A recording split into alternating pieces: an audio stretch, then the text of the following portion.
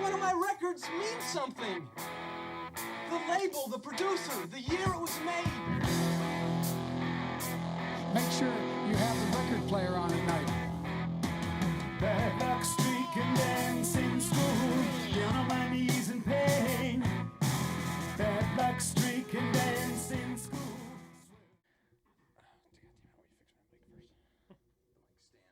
Welcome to Record Night Podcast. I'm Jake. Whoa. Taking over. I'm Colin. Of course, we got our guest today. How you doing? Good. How you doing? You bet you're already here. I don't know why I introduced you. Joe's here. I'm here. The gang's here, ladies and gentlemen. Jake, your introduction is appropriate. We already previewed at the end of our last episode what this episode was going to be. So let me grab the record itself just so I can show it again. I'm excited about the album we're doing. It was released 20 years ago today, October 24th, 2000. And I'm excited about this record because I feel like you guys correct me if I'm wrong. We're here with Pat St. John, Jake, and Joe. Mm-hmm. And, I feel like we haven't done too many records from this era. I feel like we've done a lot of older records, a lot of newer records. Mm-hmm. But this is a nostalgic record. We really haven't gone this route. We talked about it with perhaps doing Creed or something like that, because that's nostalgic for us. But I remember this album coming out and being a big deal. So, let me grab it. It's the debut record from Linkin Park, Hybrid Theory. And what are you guys' recollections about this record coming out? I mean, this was huge. It sold 27 million copies. I was 9 years old when this came out, and I remember I was doing laser tag. It was maybe someone's birthday party or something, and they just had it playing on a CD through the speakers. And it was right around the time when I was getting into music. I was starting to notice I like music. I enjoy music. And it was Linkin Park was one of my first favorite bands, a band that I could a band that's not passed down from your parents or something. It was a band that you yourself discover and you're I like this. I enjoy this. And that was the band for me. It was Linkin Park.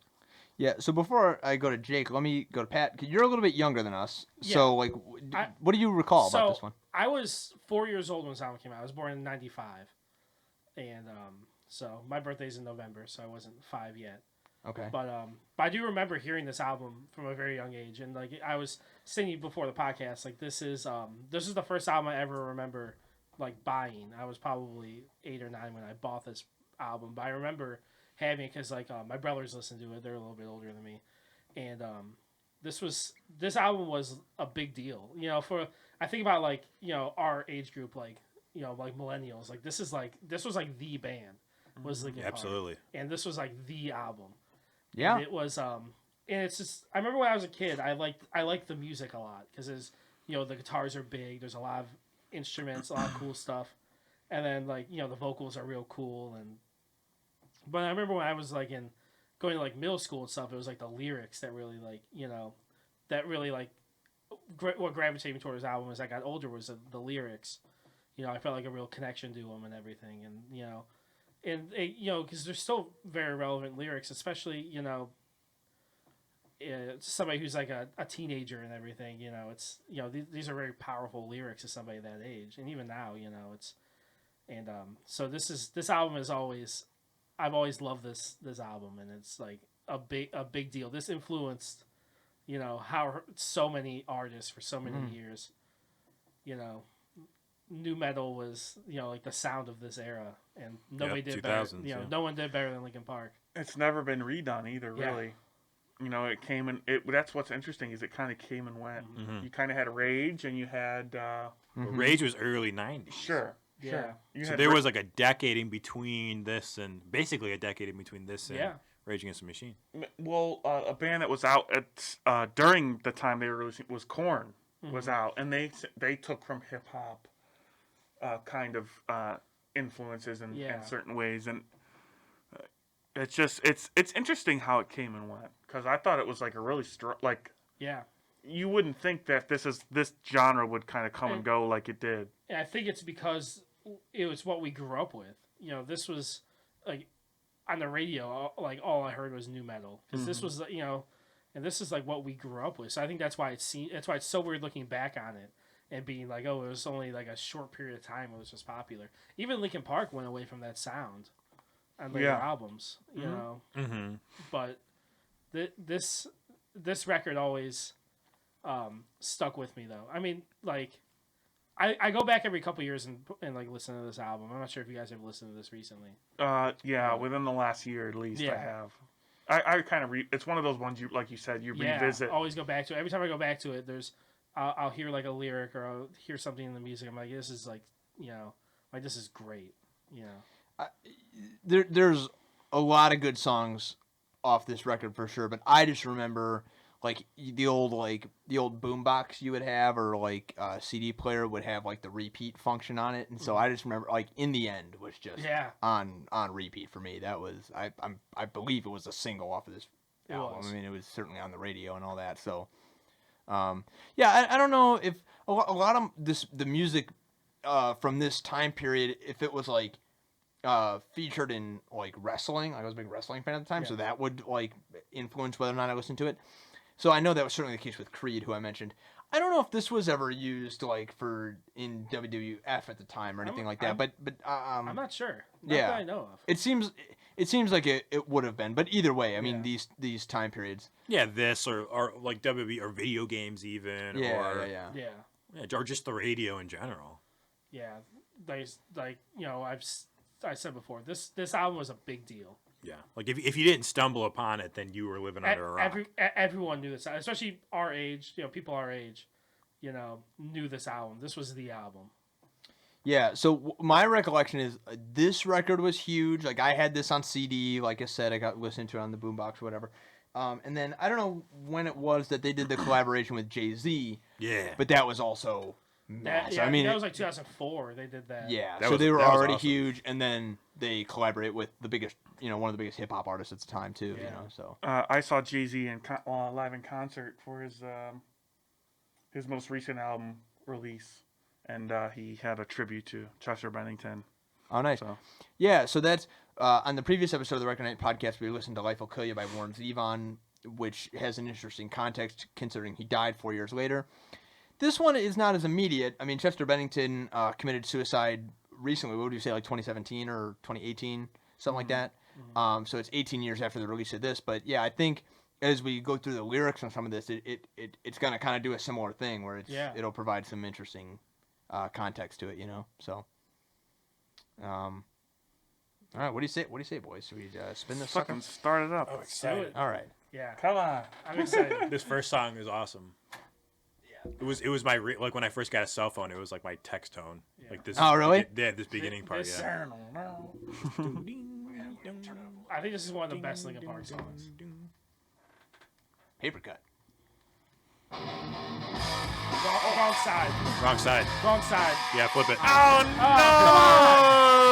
no! Cut it out. This for. Is it a side A over thing? It's for bloopers. It's for. Damn it. It's for. Okay. Here is Papercut by Linkin Park. Oh, yeah. Here. Yeah.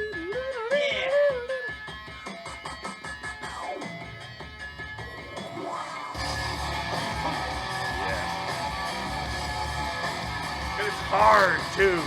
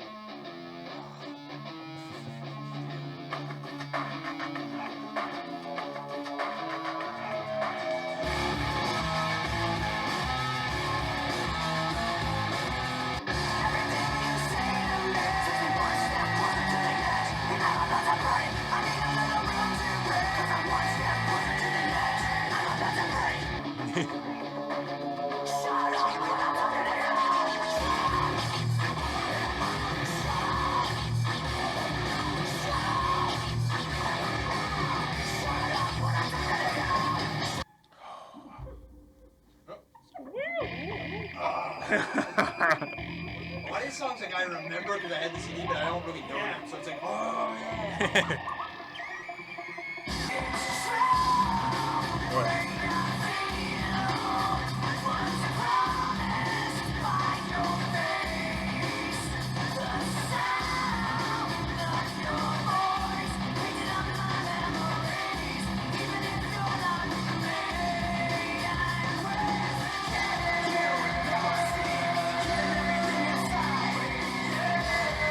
I know the song.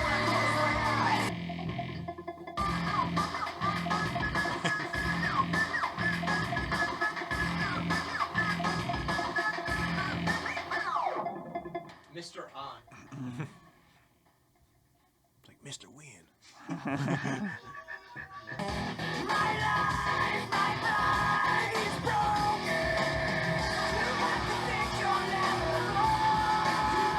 Bad so many memories.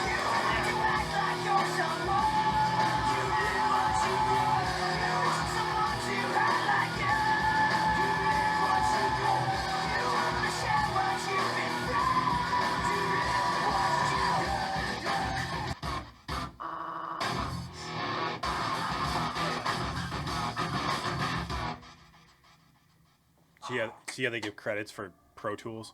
Yeah. Yeah. I felt this way before. So insecure.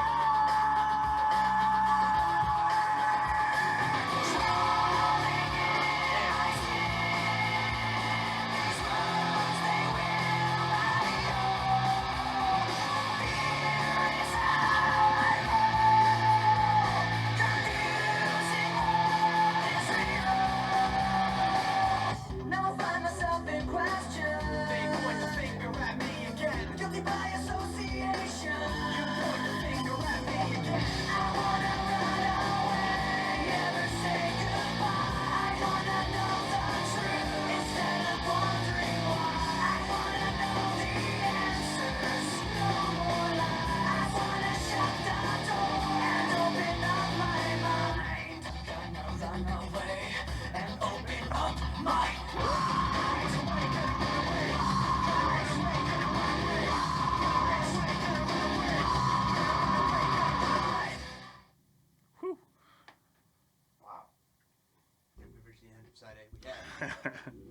Wow. Well, I just want to say in advance, man, we haven't even gotten to side 2 yet, but thank you for bringing this, man. That took me It's back, so much dude. good memories. That took me Yeah. fucking back, man. Yeah. God. This was so like just even like I was 8, like I said when this came out. You were 9. Like we're all like young, you know what I mean? Like very young kids, but before this, 10.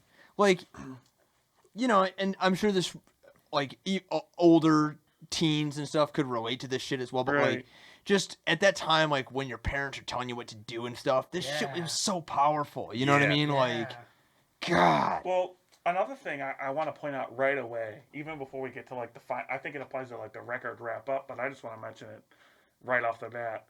I think it's important to keep in mind like what kind of albums were out during this time. So I looked it up because I was curious. Okay.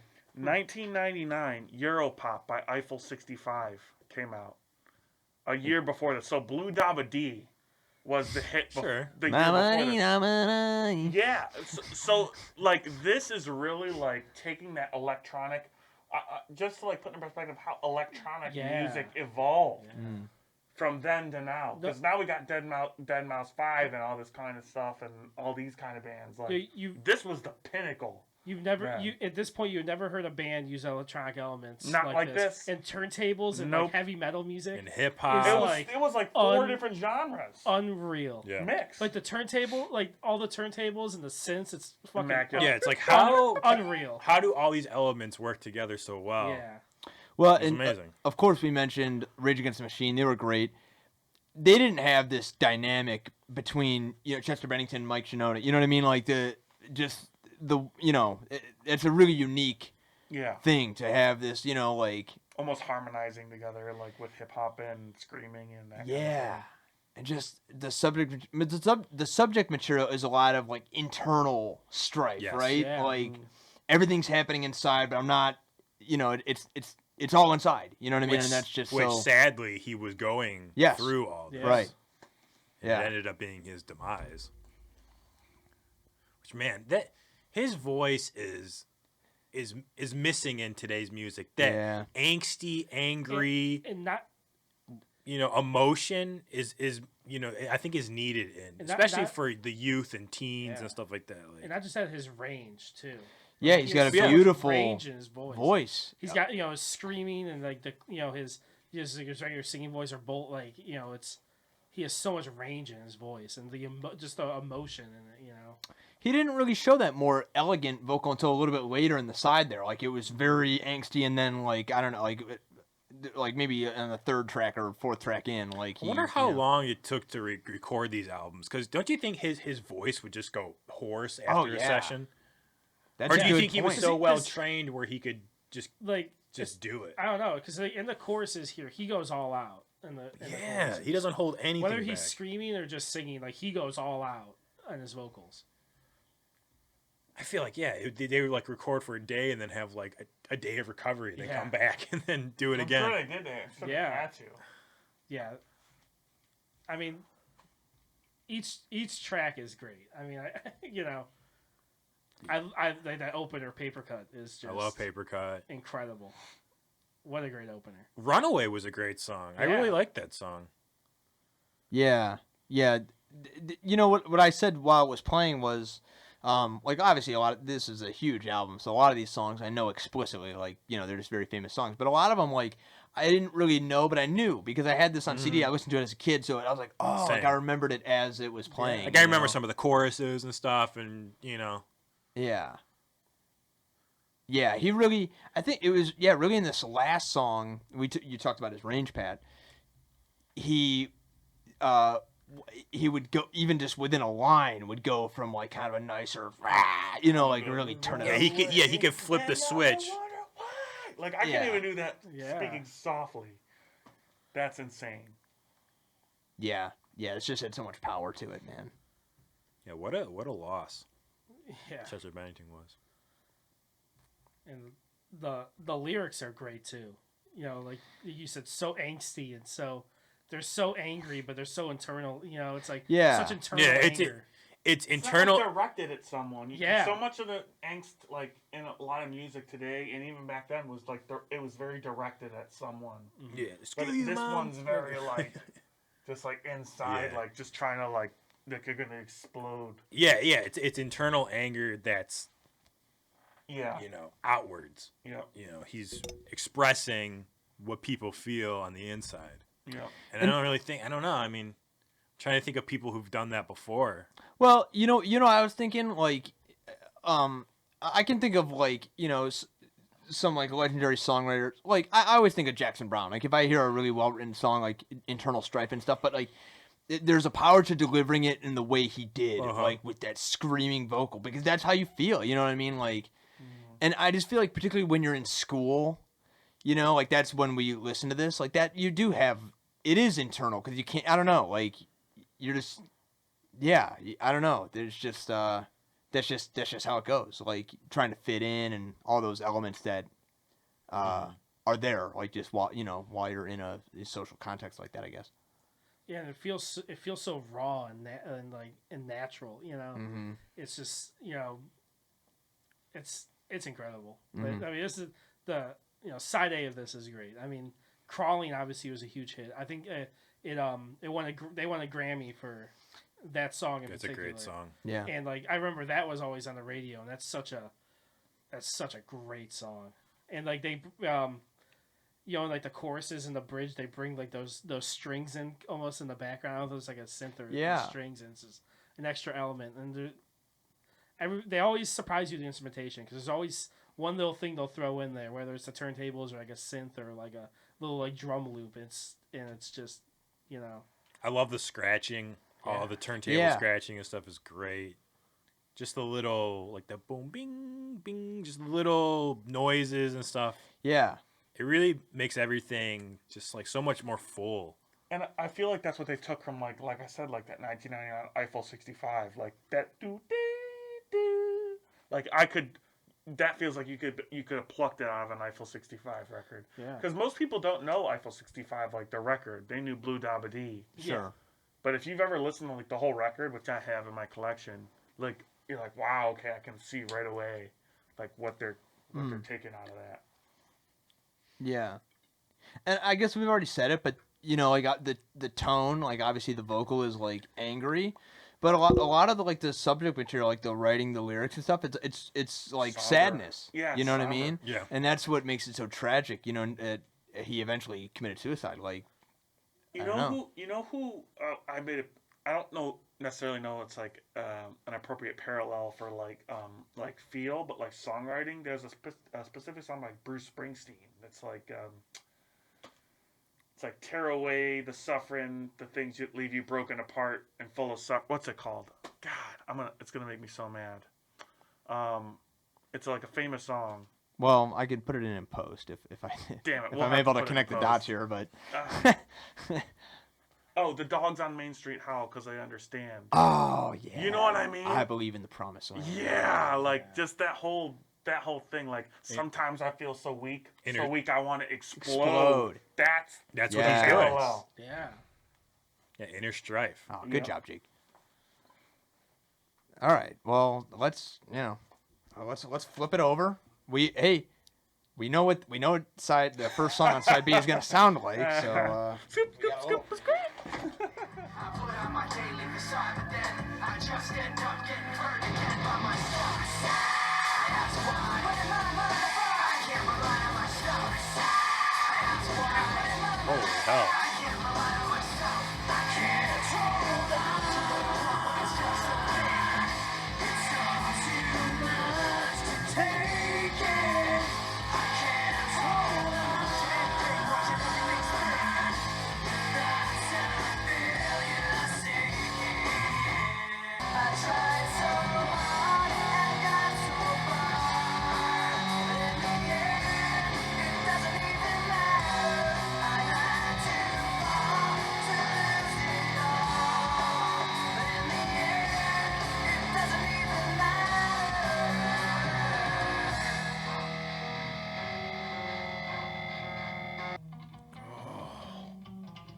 This song is. I don't recognize any more of the titles.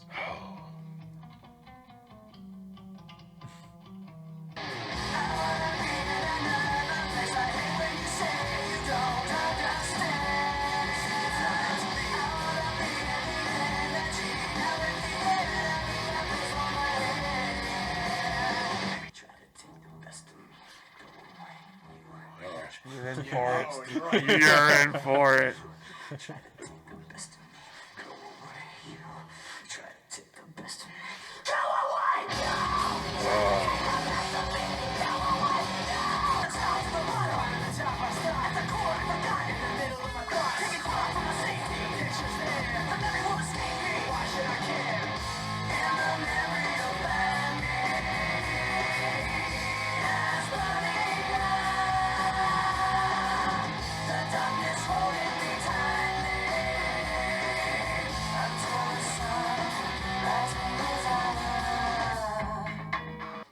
I'd like to introduce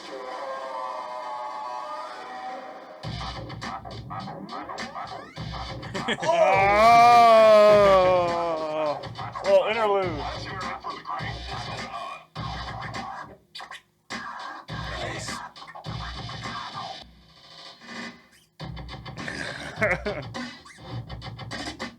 Oh. Oh, come on. All right now, It's what's gonna be that fun? speaker. Let's try something else.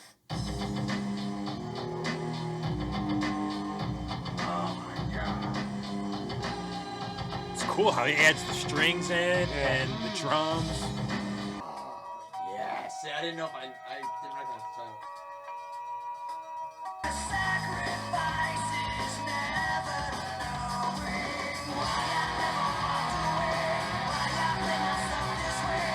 Now I see the destiny pushes me away.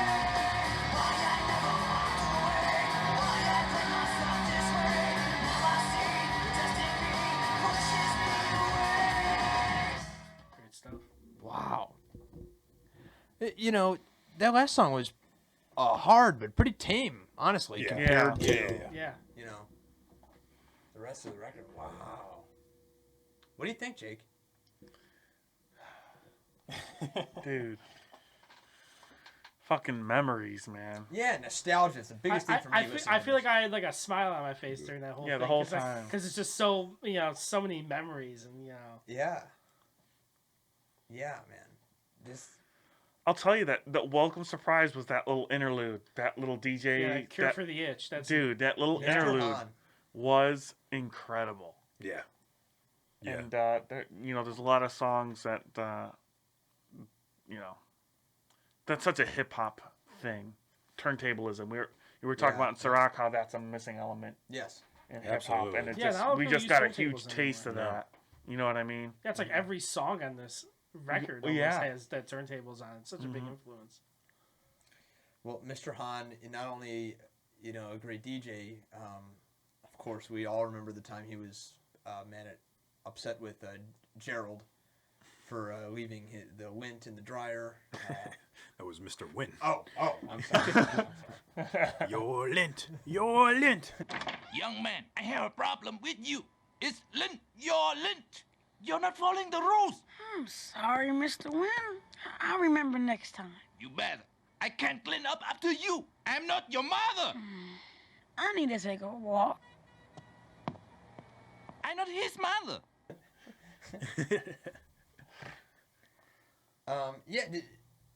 I definitely didn't. Okay, so we had In the End Yeah. on that side. I really didn't recognize too many other songs. I think that was really the only one that I knew from the B side. Yeah. Yes, same here. Like again, because I had the CD, like I kind of remembered the songs. Certainly not the interlude with Mr. Hahn, but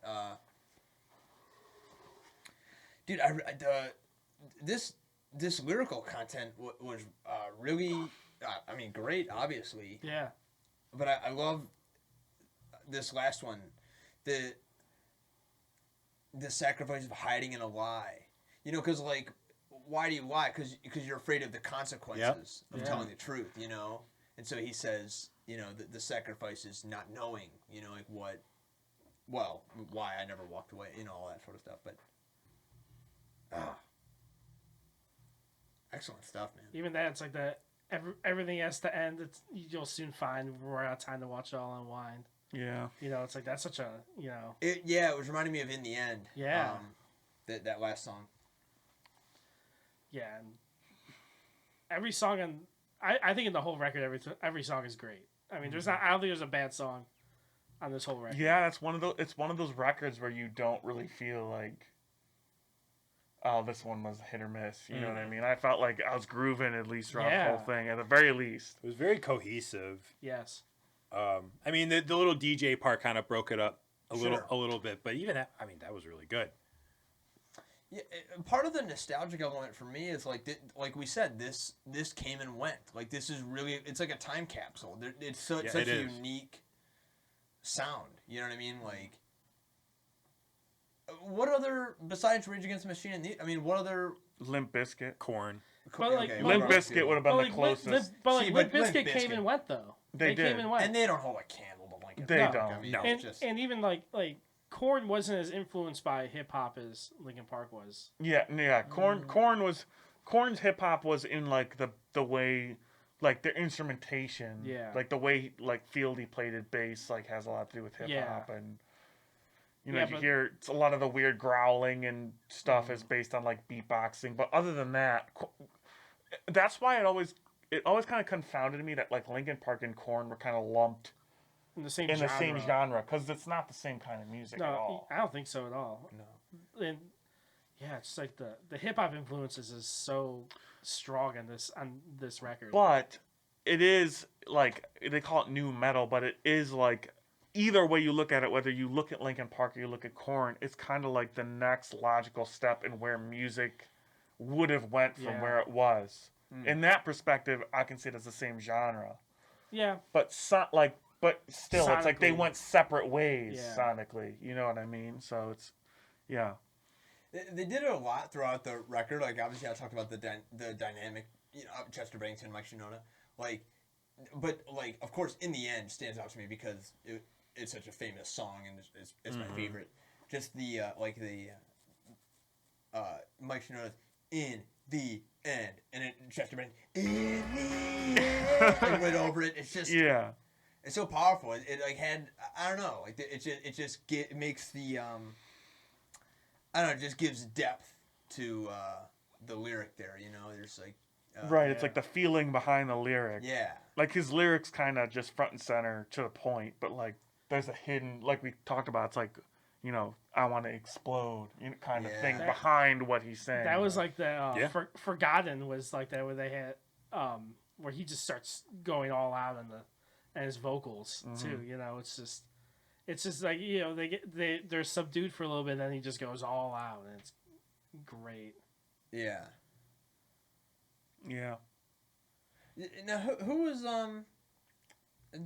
writing their stuff? Like, did they both like? I don't know. I'm sure it's Mike Shinoda. I mean, I'm sure the parts looks like that everyone wrote that one. I'm sure the part that Chester Bennington sings, he wrote. I'm sure the part Shinoda sings, he wrote, because Shinoda had. That's what I would guess. Shinoda had his own thing, so I don't think he's kind of like one of these people who's just a background contributor. Yeah. I think he's like a front and center contributor. Yeah, but they wrote all their lyrics though. It's not like they had any other songwriters. Like I think Fort they wrote, Minor. Yeah. I'm pretty sure they wrote all their lyrics. Yeah. Yeah. It's I don't know which side I like better. They're both great. I think side A. I don't know. It's hard. I know one of the songs on side A, so it's I'm hard. It's biased hard in that way, because they're I both. guess. Myself was so good. What's the side with Myself? Yeah, By Myself. You could definitely tell. I think that was B. That was B. That was the first song on B side. Ah. You could definitely tell like this album was made for CD because there's no break. You know, you could really take these songs and jumble them together.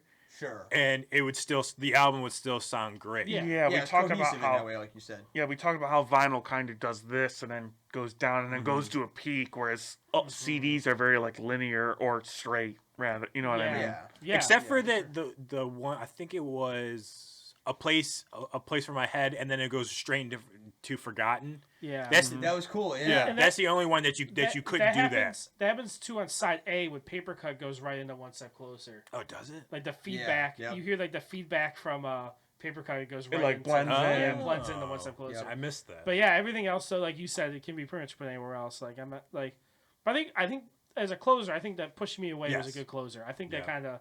Yeah. I think that kind of wrapped up the record nicely. Yeah. In the end would obviously be a good closer because it's in the end. But it had, in the end, and Pushing Me Away had kind of the same message to it. Yeah. Yeah. So you could use either or. Yeah. Yeah, and like I said, well, I mean, in the end, they had a lot of good little outros to the songs. In the end, just ends with the piano. Yeah. You know, iconic. Oh yeah. It's gonna be if not already. It is iconic. After 20 years. I would say after 20 years something could be iconic. Yeah, that song itself is iconic. It absolutely is. Dude, shout out to Chester Bennington, man. Like what a vocalist. What a talent. You know? Yeah, not only that, but a songwriter. Yeah. You know, and that was like the first music death that I feel like really like hit me, you know. Yeah. Because like a lot of the music deaths were like older artists, and like I appreciate it, but like this is the first one where it's like someone from it was like, you know, because Linkin Park was like the band of like our generation almost. Absolutely. And like that was the first like music death that like really hit me, I feel like. Yeah, it's like you see it on TV and your parents are all tore up. Oh, did you hear like this guy died? Yeah. And you're kind of like, oh, like sometimes you don't even know like who that was. And then you get to something like this and it's like, oh, like, okay, I get it. He is so talented. I mean, he's incredible on this record. I was kind of reminded of how meaningful this was to me at the time. Like as I was listening to it, like wow, because like I'm trying to think of what else I might have been listening to. I mean, the other bands that come to mind are Baha Men. Yeah. And Smash on cassette, Mouth. baby. Yeah. You know what I mean? Like, Oh yeah, no, I agree. This was totally different from anything I ever heard. Just like that angsty emotion. This was like Sublime in this era. Like what bands were there? Sublime and like what's that? Might as well be walking on the sun. Smash Mouth. Yeah, Smash Mouth. Like all those like bands. The lyrics like they speak to you. You know, it's like this is how you feel at that age. You know, so that's why it's such a powerful album when I was a kid. Vega. Lou Bega, that's a good one. There you go. That's a good one. Yeah, I remember that one. But yeah, for something, Yeah, I mean, okay, lay them out again. Lou Bega, Smash Mouth, Baha Men. And then Linkin Park. and then you had bands like NSYNC, the Backstreet Boys, Oh Britney yeah, Spears. all that pop, Right. that rise of pop, even more so, like new rise of pop music. Yes. Yes. This just stood out so much. Like the It overblown. was so different from everything else that was happening at the time. This is such a groundbreaking album. And it was a big deal. Obviously, it sold 27 million copies. It was a huge deal. Yeah, now where did Linkin Park go after this? Their next record had Numb. Yeah, Meteora. That's a good That was one a too. good album too. That album is great, and it was again like super successful. You know, that was Yeah. that sold millions and millions of copies. They had a bunch of hits. They had that "Line from You" and "Faint," and then after that, they did the Jay-Z collaboration. That was their third album, the Jay-Z. Yeah, I think it was an EP. I mean, but it was their third project. Yeah. Wow. Well, actually, after this, they did a remix. They remixed this whole album. It was called Reanimation. Because I have it on CD. Oh wow. And there was like a remix album of Yeah, Theory. don't all the titles have like numbers and they have, different numbers symbols and, like, and stuff? symbols in them. Yeah. Yeah. And then then there was that Meteora, and then Collision Course, which was the Jay-Z EP, which was like awesome. Which was I remember hearing that when I was a kid. I remember watching they did it live on MTV. On MTV. Yeah. I'll never forget watching it. We taped it on our VCR, and we always watched it back. That was like mind blowing. And then after that was that Minutes to Midnight. I think it was 2007. Minutes to Midnight might have my favorite song. Which one? Fuck, I would have to look it up. And then that's what they started going away from the style on Minutes to Midnight. Though it wasn't as heavy. Yeah. It wasn't as aggressive. Like lyrically, it was similar, but it wasn't as like heavy or aggressive. Oh, you know what? I mean, was it okay? They were Breaking the Habit. Was that? That was on the Meteora, the next album. Oh, okay. Which is a great. Oh, okay, yeah. okay. That's So another that great is, song on yeah. the album. That's another album that would be fun to listen to. Yeah. Because that's a great album. Yeah, There's so many of their hits on it. Somewhere I Belong. We were listening to that. Oh, We were listening to it the last time I was over here. I think. Yeah. Yeah. Oh man, I didn't realize that. Dude, Linkin Park, man, shout out. Bleed It Out is a Bleed song It Out. from Yeah, that's on Minutes to Minutes to Midnight. Midnight. Yeah. That could be my favorite. Yeah. There's so many great songs. That music video is really cool for Bleed Yeah. It Out. And it's just so tragic with having a Chester Bennington. He had such a gift of expression, emotion. Yeah. So and he was so influential to so many people, and have you guys seen a music video where it's Chester Bennington and Linkin Park's doing a live show, and then all of a sudden they cut Chester Bennington's mic off, and Chris Cornell comes out and they sing crawling together in harmonizing crawling together. That's awesome. Oh my god, it's worthwhile to watch. That's a lot of people say that Chris Cornell was one of the reasons why he He took did his what he life did because he was so tore up. Yeah, because he looked up to Chris Cornell so much, and they were like best friends. That's what makes it so. We were talking about before, with like, here's Chester Bennington singing a song in tribute to Chris Cornell, and then it wasn't long after Chester Bennington. You know what I mean? So just so there's so many parallels sad, between them, and they were different styles of music, but still like lyrically kind of similar. Even how they became. I mean, Soundgarden became famous. First record came out. Yeah. Bang! They were huge. Yeah. In the whole point, grunge thing. Yeah, this is a great record. It was great. This was a pretty. We talked about it. You're considering other records. It's a pretty safe pick.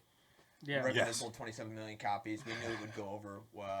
So we'll have to look forward to you coming back on and maybe going in a little bit of a weirder direction. you know? I already told you what I'm doing next time. Okay. I'm sticking with that. Yeah. Well. Okay. Unless I find the Mollusk by Ween on vinyl. That'd be really cool. That's the only one I'll do. But I'm sticking with my original pick. Did he tell you about that? The Ween record? It influenced SpongeBob, like the noises in SpongeBob. I was gonna say we'll listen to that record and then we'll watch the pilot of SpongeBob. Well, that'll be a podcast. the second to last track on the Mollusk is in the credits of the SpongeBob movie, The Ocean Man. Oh. That's okay. off that album. That's off that album. Wow. But yeah, I think I'm bringing the Godspeed You Black Emperor next time. That'll be something.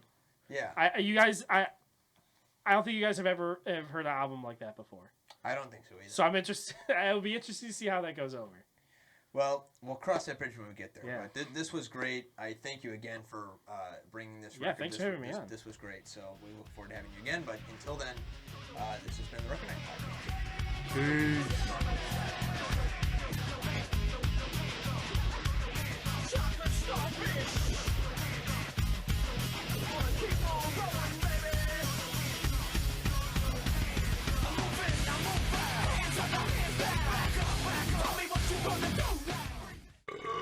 How about that Record Night Podcast?